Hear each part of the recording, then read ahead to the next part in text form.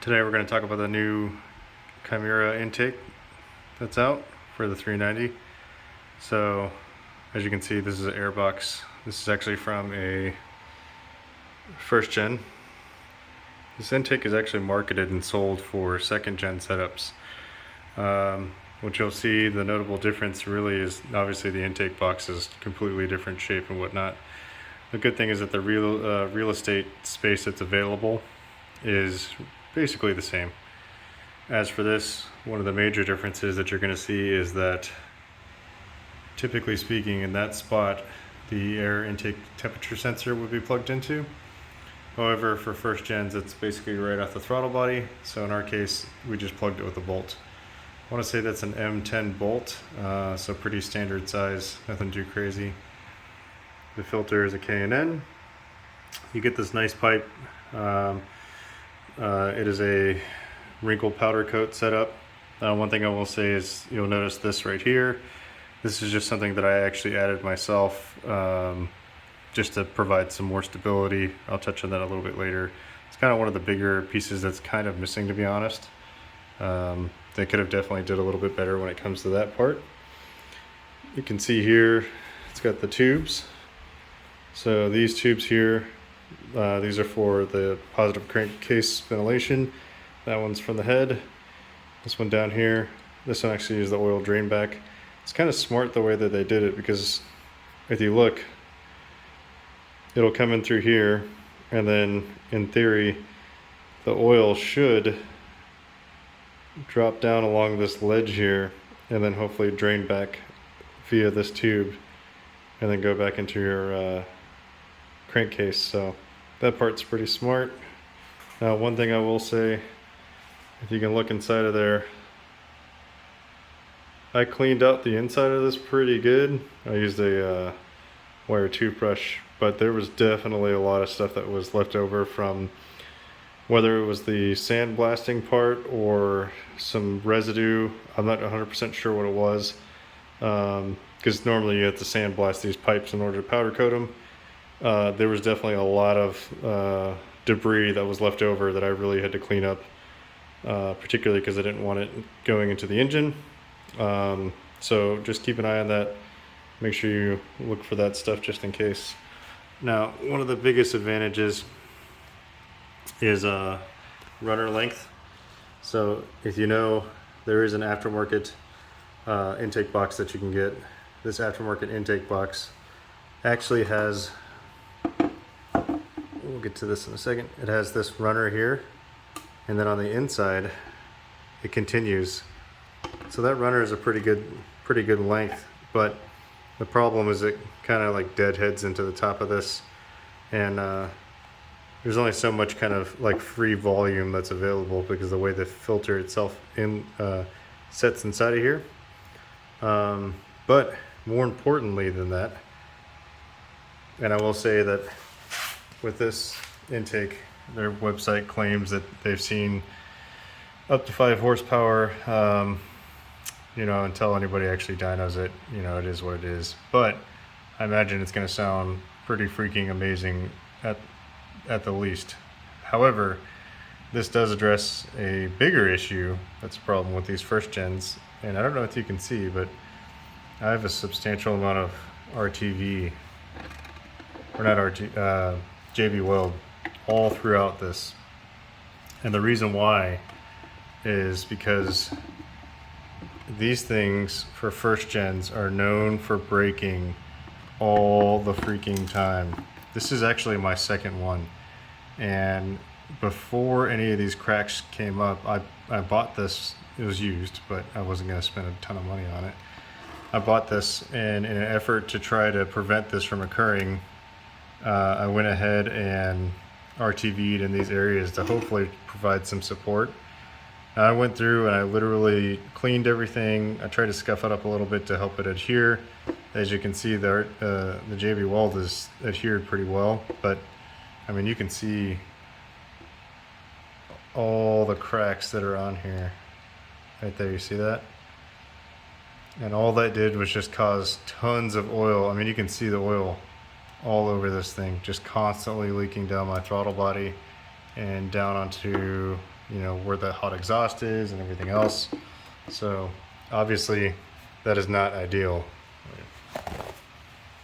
Clean my hands a little before I pick this up. All right, so fitment is actually very good. So, you know, I spoke about the stability piece. Now, I was a little bit worried because I figured that this thing would be very top heavy the way that it sits. But it is a snug fit, and it seems to be that it would be okay if it was just placed in there.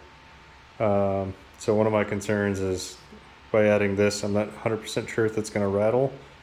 So that's one of the things I'm going to be looking at. If anything, I can just pull my seat off, readdress it, and then see how things go from there. Other than that, down there, that's the throttle body. Now I've already pre-installed, there we go. That's the poly filter. Now for those that are actually wondering, or filter, what am I talking about? That's the poly coupler. For removing the actual air box, it can be kind of a pain. There's a bolt here, another one on the other side. Down here, there is a bolt here. Once you remove those 3 bolts, those are the main ones, and then you'll pull a clamp off of here, and even then it's a little bit difficult. So what you'll need to do is, you'll notice that I have my tank cover off. You'll need to remove the brackets. These brackets actually sit inside of here, just like that. The problem is that these brackets stick out a little bit, and that creates some interference issues with pulling the tank out. So once you get this tank pulled, or sorry, these brackets pulled, you'll need to pull the cover, obviously, in order to get to these brackets. You'll want to undo your ECU clip, set that off to the side, and then you should be able to pull up from this side and then eventually wedge it out and pull the whole thing out. So as far as space goes, this simply slides in.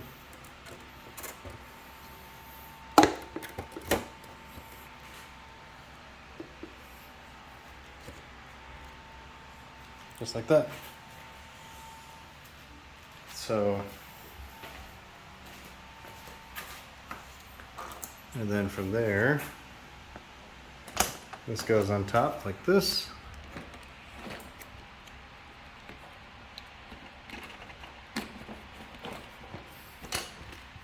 And then it'll eventually seat like this. So, I don't know if I can get a good shot. Let's see.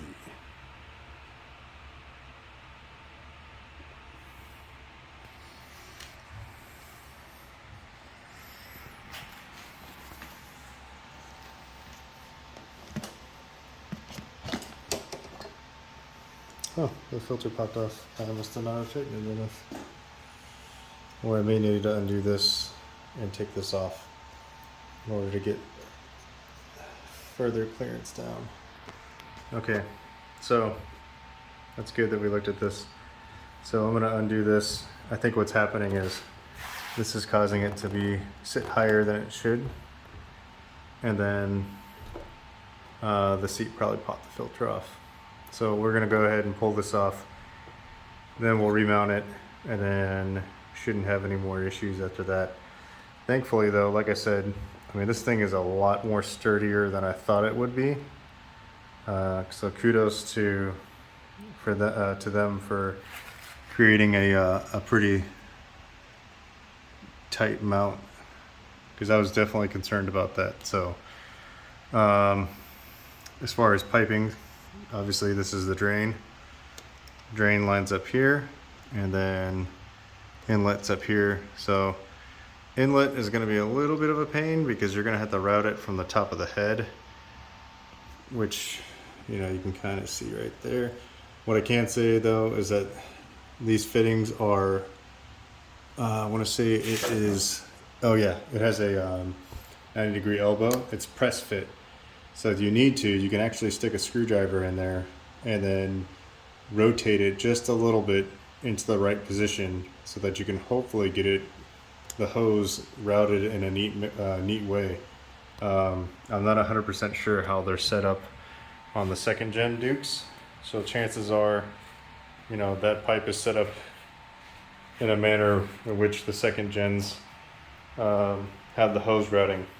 So that might be something that you'll have to look at during your time. I haven't even begun to look, or haven't started looking at it just yet. At some point I will. Let's see if we can zoom in.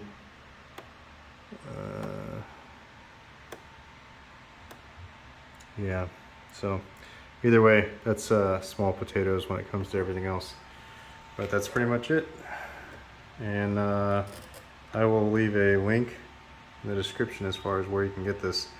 In total, I want to say everything was $152, and I was using a 10% promo code, which helped out quite a bit. So, all right, that's all I got.